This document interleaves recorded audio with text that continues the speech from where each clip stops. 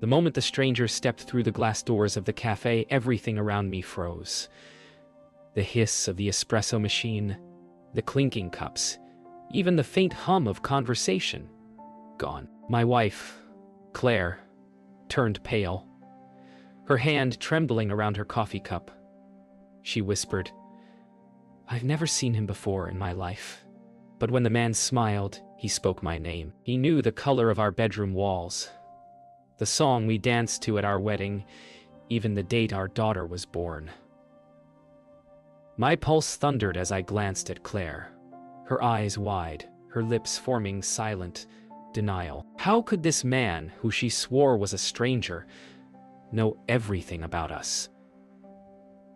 And why did he say, "I'm here because she told me to finish what you started"? In that instant, I realized this wasn't a random encounter. It was a reckoning. We drove home in silence, the storm following us like a curse. Claire's fingers dug into her seatbelt, eyes fixed on the windshield as though afraid to blink. "He's lying," she finally said, voice breaking. But I couldn't shake his words. He described the scar on my daughter's knee, the hidden box of letters under our bed. Things no outsider could know. The wipers beat furiously against the glass, the road vanishing under sheets of rain. When we pulled into the driveway, every light in the house flickered on by itself. Claire reached for my arm. "Ethan," she whispered.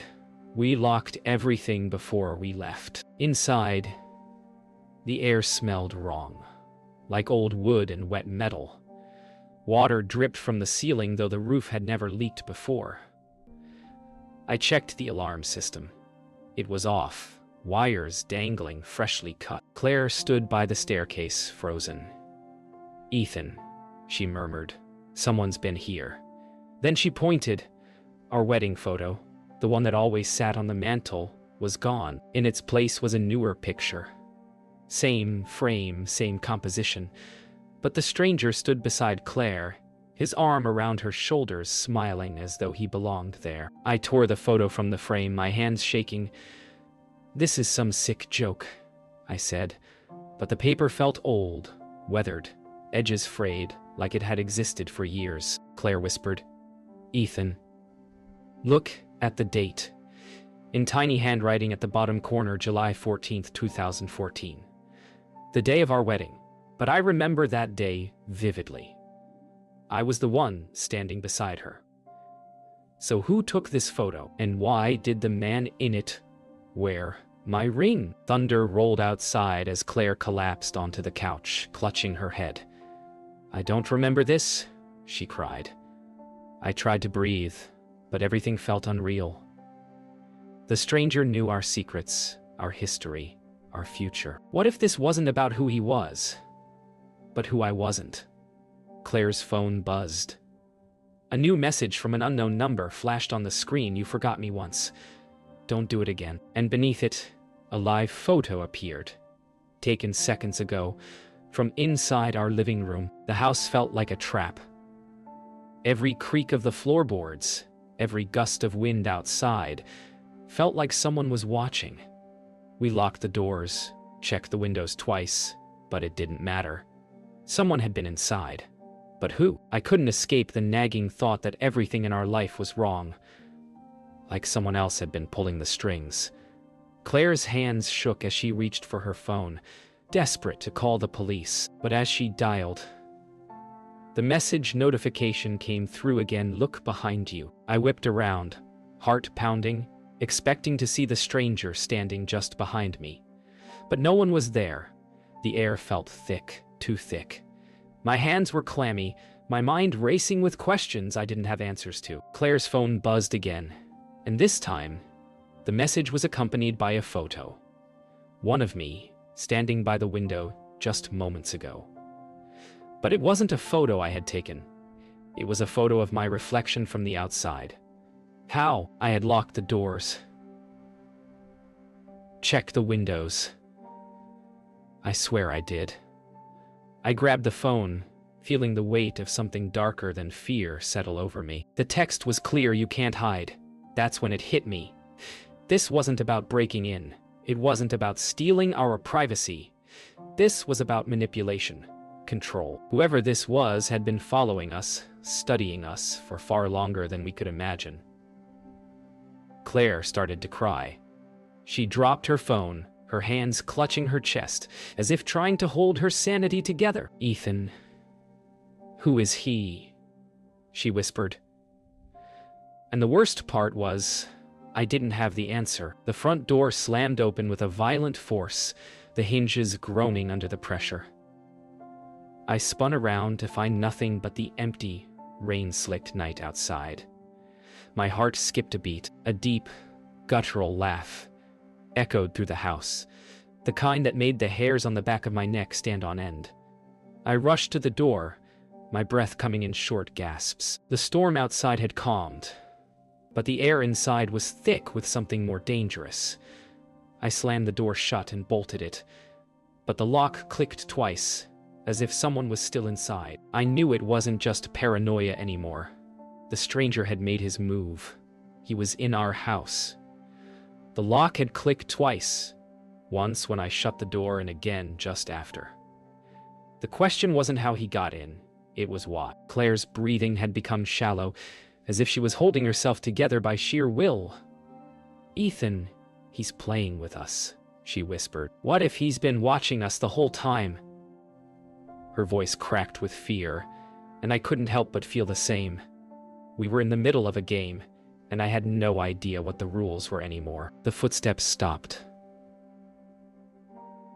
Silence. My heart raced, but I couldn't move. The house felt like a living, breathing thing, its walls pressing in around us. Claire's voice broke the stillness.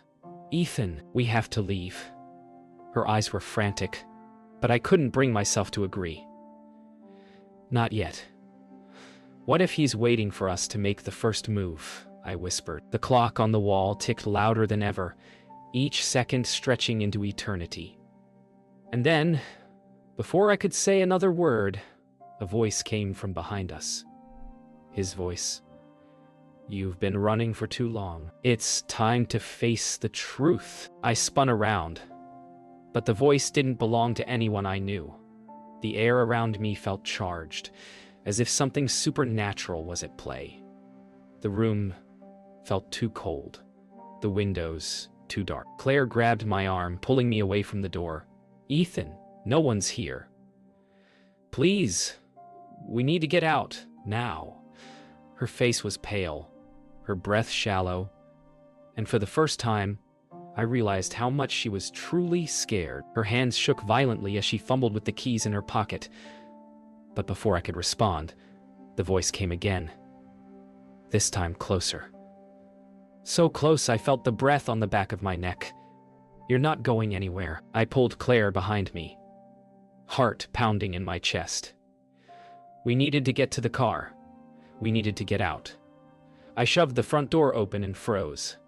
The driveway, usually empty at night, was lined with black cars, his cars. The ones I had seen in my nightmares. The dark sedans with tinted windows. How did he know? How could he be here already? The night had swallowed everything but us. The cars looming like silent sentinels in the darkness. Claire clutched my side, trembling. "He's been planning this all along," she gasped. "He's everywhere." I turned back to the house, my mind racing. This was it. This was the moment. "We can't outrun him," I muttered. Claire's eyes locked onto mine, and I saw the same thought cross her mind. We had nowhere to go, no one to turn to. The walls of our home felt as though they were closing in, the dark cars in the driveway holding us captive in this twisted game. "Well, fight," Claire whispered, voice steady, but with an edge of fear. "Whatever it takes, we'll fight." I nodded. But in that moment I knew we were already outmatched. Suddenly the sound of the doorbell rang. Shrill and unexpected. Claire gasped, her breath catching in her throat. We both knew what it meant. The game was over. Someone was waiting at the door. As I took a step toward it, the door creaked open slowly, revealing only darkness on the other side. No one was there, but something was. A small, unmarked envelope rested on the doorstep, the paper pale and yellowed with age. I reached down, my hands trembling as I picked it up. Inside, a single photo. It was of us, standing together in our living room. Except there was a figure standing in the corner of the room, one I didn't recognize. A figure with his face. Ow. The photo shook in my hands as though it was alive. Claire's fingers brushed against mine, but I couldn't speak. The figure in the photo, I didn't recognize him. Not at first, but then it hit me. It wasn't a stranger at all. It was me. My face, distant, older, yet unmistakably mine. The world around me spun as I tried to understand. Claire's voice broke the silence. Ethan, it's not just the stranger. It's you. It's yourself. I turned the photo over, and there, scrawled in the corner, you can't escape your past. We need to get to the car, I said, trying to shake off the overwhelming sense of dread that had taken root in my chest. Claire grabbed my arm, her grip tight and desperate. Ethan, it's too late. He's already inside. Her voice was barely a whisper, filled with terror. My eyes shot to the dark hallway behind us, where the shadows seemed to shift, and the silence felt thicker than ever. I couldn't ignore the feeling that someone or something was standing just out of sight. We weren't alone anymore. The question wasn't whether we could escape. It was if we could survive. The front door slammed shut behind us and we ran. My legs felt heavy, each step a battle against the rising panic. We reached the car, but as I fumbled for the keys, I heard it again. The voice. This time, it was clear, unmistakable. You can't run from me forever. The voice wasn't coming from the shadows or the house. It was coming from inside my own mind. My heart thudded in my chest and the car keys slipped from my fingers. I turned to Claire, my voice cracking. He's not just here. He's in my head. I could feel it. The pressure inside my skull. The weight of an invisible force pressing down. I had no more answers, only questions that grew darker by the second. What did it mean that the stranger knew me? The real me, the version of me I buried long ago. Was this all just some twisted game, or was there something worse at play? Claire stepped in front of me, blocking my view of the car. Ethan, we need to go. Please? Before it's too late, I nodded, but deep down I knew we weren't leaving. Not like this. Claire, I think it's time I face the truth. I stepped toward the car, but before I could open the door, I saw him, the stranger. He was standing at the end of the driveway, his figure barely visible in the dim light. He didn't move, didn't speak, just stood there watching. I knew that no matter how far we ran, how fast we tried to escape, he would always be there, just out of reach. And then, for the first time, I understood. He wasn't chasing me. He was me. A darker version of myself, twisted by guilt, regret, and a past I couldn't outrun. The moment of clarity hit like a ton of bricks, and I knew what I had to do. I didn't move. The stranger was still standing at the end of the driveway, watching me, his eyes cold and calculating. The realization hit me like a bolt of lightning. He wasn't an outsider. He wasn't even a stranger. He was a manifestation of everything I'd tried to forget, buried deep in my past. The mistakes, the regrets, the decisions that had led me to this moment. He was me. What do you want? I asked, my voice hoarse. The stranger stepped forward, his face shifting between familiarity and something darker. I want you to remember, Ethan, he said. You can't run from what you've done.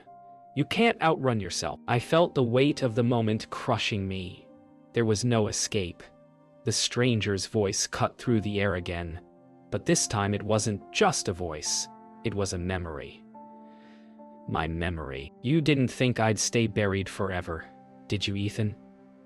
His words slithered into my mind, dragging up the darkest corners of my past.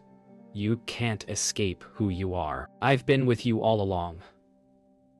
The memories flooded back, too fast to control. A deal made in desperation. A betrayal I thought I could forget. The lies. It's time to face what you've done, he said, stepping closer. Time to answer for it. The weight of his words settled over me like a shroud. You never thought it would come to this, did you? The stranger's voice was more than just an echo. It was a reflection of my own guilt. The past I thought I had escaped had caught up to me, and it was staring me in the face. I turned to Claire, who was standing frozen beside me, her eyes wide with terror. She knew something was wrong, but she didn't understand what. Ethan, she whispered.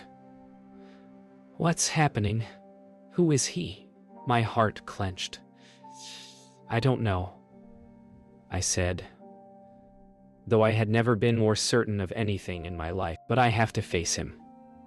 I have to face myself. I could feel the air shift as I stepped away from Claire and toward the stranger. Every part of me screamed to run, to leave this nightmare behind. But I couldn't. Not anymore. This wasn't just about him. It was about me, my past, my choices, and the consequences that had followed. I had spent years running from the truth, but now it was standing before me. You can't fix what's already broken, the stranger said, his voice full of malice. But you can try. And in that moment, I realized he was right. I could never erase my past, but maybe I could finally confront it. The stranger smiled as I approached, but it wasn't a smile of victory. It was one of understanding. So you're ready to face what you've done, he said. Good. I stopped a few feet away from him, feeling a surge of emotion rise within me. Anger, fear, regret, and something else. Relief. The burden that had weighed on my chest for so long felt like it was finally being lifted. I'm not running anymore, I said. I'm done hiding from myself. The stranger nodded, his eyes gleaming with dark satisfaction. That's the first step. The stranger's figure seemed to dissolve into the shadows as he spoke. You think this ends here, Ethan? His voice was low, taunting. This is just the beginning. I stood there, heart pounding, trying to keep my thoughts in check. The air around us felt charged, like a storm was about to break. Claire, standing behind me, finally stepped forward, her voice shaking with fear. Ethan, what does he mean? What's happening? I didn't know how to explain. How do you explain something that feels like a nightmare, but is happening in real life? He's right, I said, the words coming out like a confession. This isn't over. I turned toward Claire, my mind racing. We can't keep running. We have to face him, all of him. She looked at me, her expression filled with worry. But what if there's no way out? What if we're too far gone? The weight of her words hit me harder than I expected. How could I assure her when I didn't even have the answers myself? I don't know, I said, my voice raw, but we have to try. For us, for our future. Her face softened and she reached out to take my hand. Then let's do this, together. As we walked toward the house, something shifted in the air. The pressure in my chest grew tighter, and I couldn't shake the feeling that we were being watched. He's not just in our minds, Claire whispered. He's here, Ethan, in the house. I could feel the truth of her words in my bones. It wasn't just our past that haunted us. It was the consequences of what I had done, what we had done together. We reached the door, and for the first time I noticed it was slightly ajar. My stomach dropped. He was already inside. We stepped inside and the house felt colder than it had before. It was as though every room was holding its breath, waiting for something to happen. "He's here, Ethan," Claire said, her voice barely above a whisper. The silence seemed to press down on us, heavy and suffocating. I glanced around, my eyes scanning every corner, every shadow. But there was nothing. No sign of movement, but then the sound came. Soft at first, like a whisper in the wind. A laugh, low and cruel. The stranger's laugh. I stepped forward, my breath shallow. The voice echoed again. "You've been running from me for too long, Ethan. You can't escape now." I felt the weight of his words, like a chain pulling me into the darkness of my past. "I don't need to escape anymore," I said, my voice trembling but resolute. "I'm not running. I'm facing you, all of you." Claire stepped beside me, her eyes locked onto the empty hallway. "We're in this together," she said, her voice strong despite her fear. And then, we heard it. Footsteps, slow, deliberate, moving toward us. The footsteps grew louder, each step like a drum beat in the silence. Claire's grip on my arm tightened, but she didn't say a word. We both knew what was coming. The dark hallway ahead of us seemed to stretch endlessly, the shadows deeper now, as if they were closing in. "He's close," I whispered, but my voice was barely audible. The closer the footsteps came, the heavier the air became. I could feel my chest tightening, as though the weight of everything I had buried, was pressing in on me. The stranger was here, and this time, there would be no escaping him. The footsteps stopped, just as suddenly as they had begun. For a moment, there was nothing but the pounding of my own heartbeat in my ears. "Where is he?" Claire whispered, her voice quivering. I didn't have an answer, but then, from the shadows ahead of us, a figure emerged. The stranger. His face was twisted in a dark, knowing smile, one that made my stomach churn. "Did you really think you could outrun me?" he asked. His voice low and dripping with malice. "I've been waiting for this moment for a long time." I could feel Claire's breath quicken beside me, but I kept my eyes fixed on the stranger. "You think you know me," I said, my voice steady despite the fear threatening to consume me. "But you don't. You're not real." He laughed, a hollow, mocking sound that echoed through the house. "I'm more real than you'll ever understand," he said. "I've always been here, Ethan. Inside you. Your past, your guilt, your mistakes, they never left. And now, it's time to confront them." His smile deepened as he stepped closer. "Are you ready to face the truth?" "I'm not afraid of you," I said, the words barely leaving my lips before I realized how hollow they sounded. The truth was, I was afraid. Afraid of what the stranger represented, of the part of myself I had buried so deep. But it was time to stop hiding. The stranger tilted his head, his smile widening. "You should be." He stepped forward, and for a moment I thought he was going to reach out and touch me. But instead, he paused. "You can't undo what's been done. You can't change your past. It's too late for that." I stood my ground, taking a deep breath. "Maybe I can't change it, but I can accept it." The stranger stopped in his tracks, his smile faltering. "You think you've won?" he sneered. "You think that by accepting your past, you can erase everything I've done to you?" My breath caught in my throat, but I didn't look away. "No," I said. "I don't think I can erase it, but I can stop letting it control me." There was a long pause, the air thick with the weight of our words.